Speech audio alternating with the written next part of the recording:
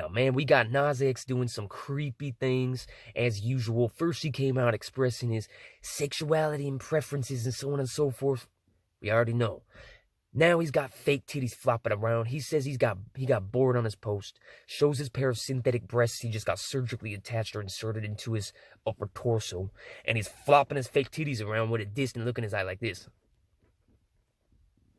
And everyone's like, yeah, yeah. And I'm just like, whoa, dang, man. Everybody's an empty, restless shell with nothing internally, longing for a blood diamond necklace or some Louis Vuitton upholstery or something, or a scarf made by Gucci. It's got the blood of a dying child slave from a sweatshop on it. They're just like, yeah, it's Louis, it's Gucci. I'm like, dang, man.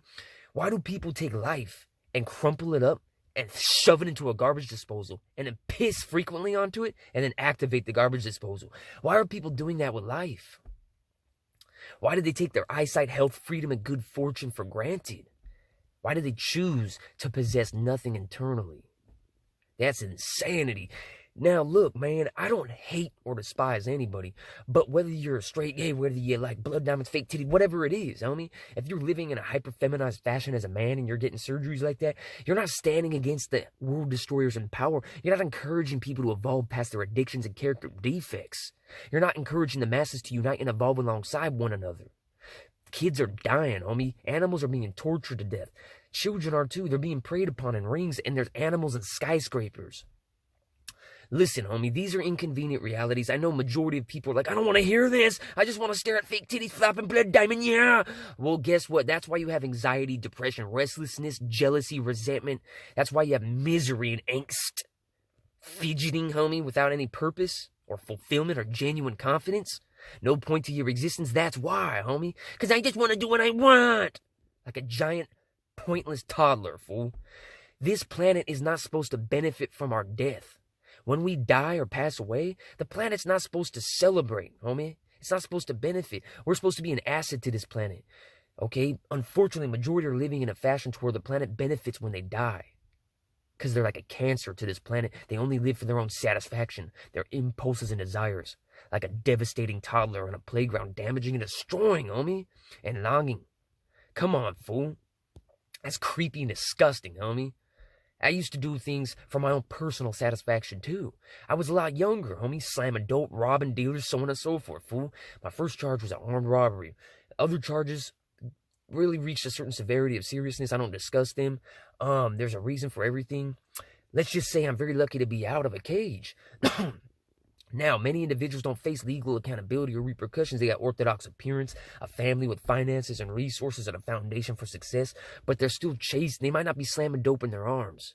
But if you're longing for something like blood diamonds that contributes to the death and torture of innocents, children, and you know, there's skyscrapers owned by Procter and Gamble, man. You guys probably aren't aware of this. I'm gonna make you aware so you can have something other on your mind and in your heart other than fame, sex, money, and fake titties on Nas X flapping around in the air, bro. Disturbing, homie. Like two dilapidated eels hanging off his torso. What the hell's going on, bro?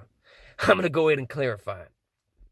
There's skyscrapers owned by Procter & Gamble. Procter & Gamble oversees many serious companies such as Tide and Gillette. And what they do is they fill these skyscrapers with kittens, puppies, birds, and other animals, many of which are domestic pets.